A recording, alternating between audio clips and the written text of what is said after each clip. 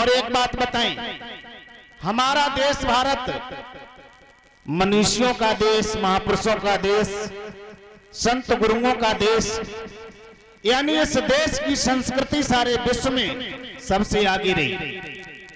लेकिन जिस देश को विश्व गुरु के नाम से जाना गया, पुकारा गया, महान के नाम से पहचाना गया, आज उस देश की दुर्दशा देख करके सारे संसार में हंसी हो रही है। क्योंकि आज के समय में हमारी बहन बेटी सुरक्षित नहीं है, रोड पर निकल जाती हैं। हमारी बहनें चाहे पढ़ने के लिए जाएं, चाहे बाजार के लिए जाएं, जब तक वो वापस घर में लौट करके नहीं आ जाती हैं, तब तक माता पिता को तसल्ली नहीं होती है।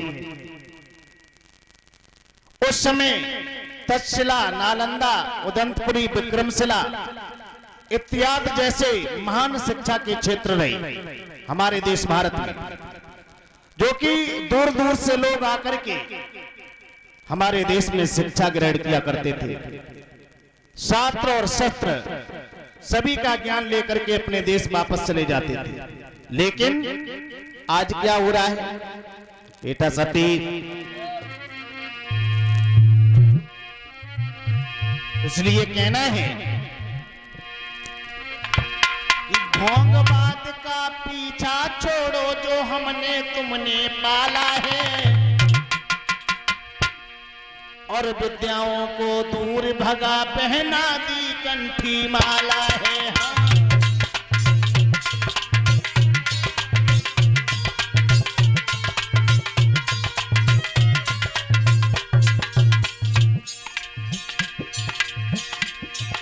ढोंगबाज का पीछा छोड़ो जो हमने तुमने पाला है,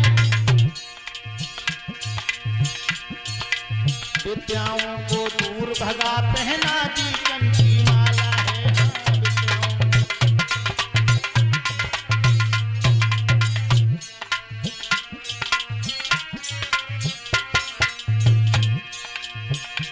मेरे भैया, मंच के माध्यम से आपको खुलेआम बताना चाह रहा हूं, बड़ी समस्या है ना। जहां जहां पर हम कथा कहने के लिए जाते हैं तो लोग ये कहते हैं कि ओमवीर बौद्ध देवी देवताओं की बहुत बुराई करते हैं, भगत भूत की बुराई करते हैं। अरे भाई, सीधी सी बात है, जो सत्य है उसकी बुराई कोई कर नहीं सकता। मजाक भले ही बनाता रहे, लेकिन सत्य की बुराई कोई कर नहीं सकता है, क्योंकि वो तो सत्य ही है। और जो सत्य नहीं है, सत्य बनने की कोशिश करता है, तो सत्य बात जब उभर के आएगी तो बुराई तो ऑटोमेटिक होगी ना। चोर की दाढ़ी में तिनका। कछु लोग जकाते हैं कि हमारी भैंसिया उले जाते और हम फलाने महाराज से चले जाए, भगत जी से भैंसिया हमारी मिल जाते।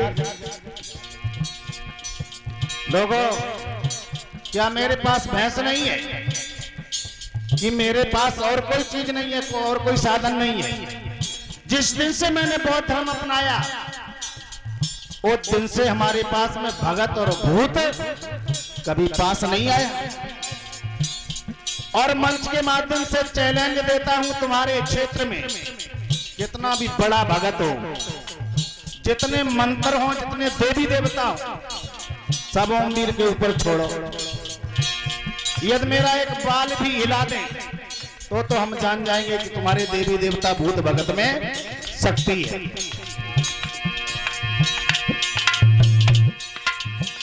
बता देना चाहता हूं लोगों, भूत का मतलब जानते हैं आप? भूत किसे कहते हैं?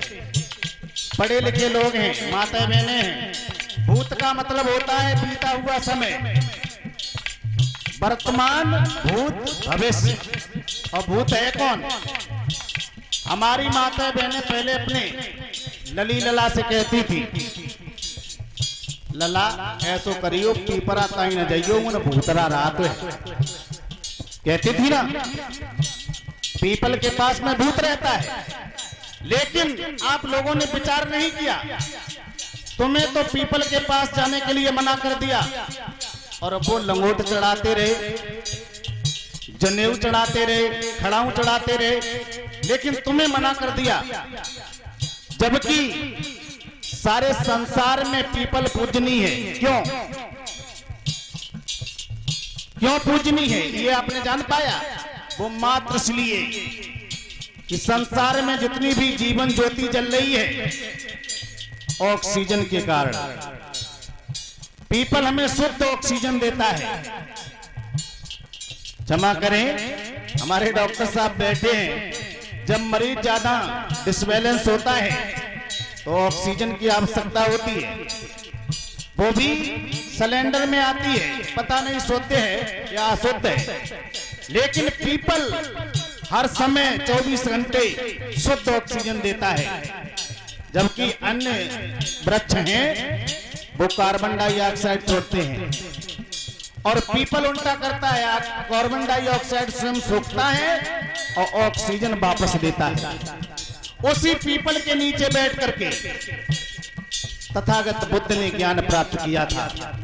जो आज बुद्ध के ज्ञान को विज्ञान मानता है और विज्ञान के हिसाब से वैज्ञानिक नई नई खोजें, नई नई रिसर्च करते हैं। जापान, अमेरिका, थाईलैंड में नई नई, जैसे बुलेट ट्रेन है, एरोप्लेन है, राइफल है, ऐसी खोजें होती हों। हमारे भारत में नई नई देवता पैदा होते हैं, नई नई देवी पैदा होती। लेकिन देवी और देवता का मतलब क्या है? देवी यानी जिसने मुझे जन्म दिया, जिस मां ने मुझे जन्म दिया, उससे बड़ी संसार में कोई देवी हो ही नहीं सकती। देवता यानी पिता ने जन्म देने के बाद में संपूर्ण जीवन लगा दिया हमारी परवरिश के लिए। हमें पढ़ाया लिखाया, डॉक्टर, मास्टर, इंजीनियर, प्रोफेसर इत्यादि की डिग्री प्रदान करवाई, और हम अपने बाप को भूल करके कहीं आसाराम के पास जा रहे, कहीं राम रहीम के पास जा रहे। मेरे भाइयों, वैसे तुलना की जाए अपने बाप की और भगवान बुद्ध की, तो दोनों एक समान हैं। एक पिता अपने पुत्र से कहता है, अच्छी शिक्षाएं देता है कि बेटा हिंसा न करो, लड़ाई झगड़ा से दूर रहो, चोरी न करो, दुराचार न करो, व्यभिचार न करो। यानी जो बुद्ध की शिक्षाएं वही पिता बता रहा है, और वही शिक्षाएं बुद्ध की हैं। तो अपने पिता में और बुद्ध में कोई अंतर नहीं है। मेरे भाई बहनों, विचार करने की आवश्यकता है तुम्हें। लोग कहते हैं कि हमारे पुरखा पेड़ से हुए चले आई, वही हम कर रहे हैं। अरे पहले के समय तो हमारे पुरखे झोपड़ी में रहा करते थे, कुआं का पानी पिया करते थे। आज परिवर्तन हो रहा है, क्योंकि धरती क्रांतिकारी है और जीवन का नाम संघर्ष है। इसलिए तुम्हें विचार करना है सत्य क्या है और असत्य क्या है। कहना है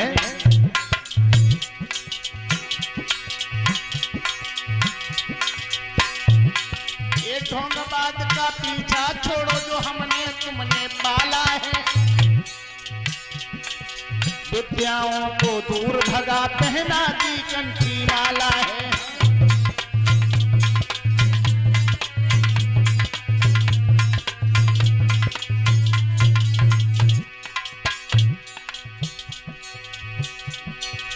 जब भी मेरे देश के पुरखे देश विदेश में जाते थे,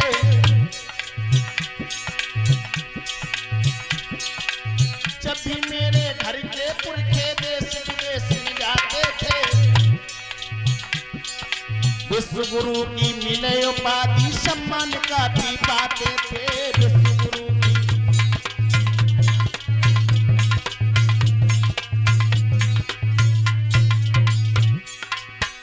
और उस समय की बात छोड़ दो, इस समय भी हमारे देश का कोई राजनेता जाता है तो बड़े गर्व से कहता है, क्या कहता है मालूम? ये नहीं कहता है कि गर्व से कहो हम हिंदू हैं। जाकर के सीना फुला करके कहता है कि मेरे भाइयों, मैं बुद्ध की धरती से आया हूं, मैं बुद्ध के देश से आया हूं, मैं युद्ध का प्रस्ताव नहीं, बुद्ध की शिक्षाओं को लेकर के आया हूं। बुद्ध की प्रतिमा भेंट की जाती है, बुद्ध के नाम से सम्मान मिलता है, लेकिन फिर भी हमारा सोया हुआ समाज सोचता ही नहीं है कि वास्तविकता क्या है, हकीकत क्या है।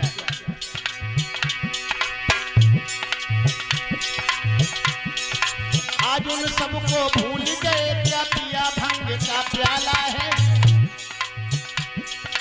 विद्याओं को दूर भगा, पहना दी कंठी माला है।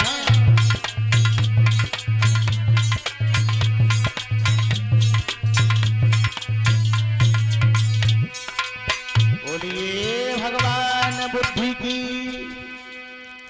तो कहने का मतलब, जिन लोगों ने हमारे पुरखों को, हमारी पीढ़ियों को तबाह किया, लेकिन हम लोग समझ नहीं पाए। उस समय समस्या थी, शिक्षा से वंचित किया गया था। और नहीं तो कुछ लोग ये कहते हैं कि हमारे देश में आकर के सबसे ज्यादा नुकसान किया है तो अंग्रेजों ने किया है। लेकिन लोगों, अंग्रेजों ने नुकसान नहीं किया, बल्कि समाज का सुधार किया है। अंग्रेजों ने सबको बराबर का अधिकार दिया, और उसके बाद में जो है किसी ने दंड किया है तो किसी भी बड़ का रहा हो। अंग्रेजों के पीछे ये लोग कब पड़े? जब एक नंद कुमार ब्राह्मण बलात्कार करता है तो अंग्रेज सरेआम उसे बीच चौराहे पर फांसी लगवा देते हैं। इसलिए क्योंकि उनके विधान में लिखा था कि ब्राह्मण कुछ भी करे, उसे मारने के लिए 100 गायों की हत्या के बराबर एक ब्राह्मण की हत्या है। क्योंकि एक चौपाई लिखी गई कि पूजे पूजे पूजे विप्र सकल गुणहीना, यानी गुणों से बिल्कुल हीन हो, नीचो गमारो लबारो, वो पूजनी है। कि पूजे विप्र सकल गुणहीना, और पूजन शूद्र गुण बिन ज्ञान प्रवीणा, यानी शूद्र कितना भी गुणी हो, चतुर हो, प्रवीण हो, लेकिन वो पूजा के योग्य नहीं। मेरे भाइयों, इसलिए तुम्हें विचार करना है। सुनेंगे आगे।